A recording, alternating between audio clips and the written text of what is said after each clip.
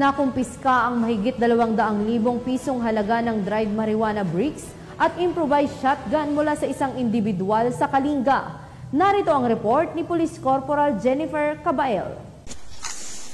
Arestado ang isang lalaki sa ipinatupad na search warrant ng mga awtoridad sa Purok 4, Bolanao, Tabuk City, Kalinga nitong ika-16 ng Mayo, taong kasalukuyan.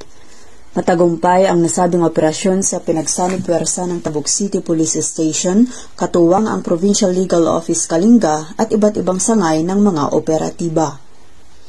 Kinilala ang naarestong suspek na isang binata, negosyante at residente ng Tabuk City, Kalinga. Nakumpiska mula sa suspek ang 2 bricks ng pinatuyong dahon at tangkay ng marijuana na nakabalot sa transparent tape na tumitimbang ng higit o kulang 2 kilo na may standard drug price na 240,000 pesos, isang improvised shotgun, isang caliber 45 na baril, mga bala at mga metal magazines.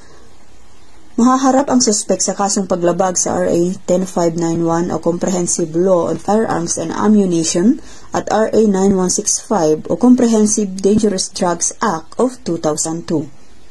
Ang pagkakaaresto sa suspek ay bunga ng walang tigil na pagpapatupad ng batas ng ating mga kapulisan sa probinsya ng Kalinga bilang pagsuporta sa layunin ng Pangulong Ferdinand E. Marcos Jr.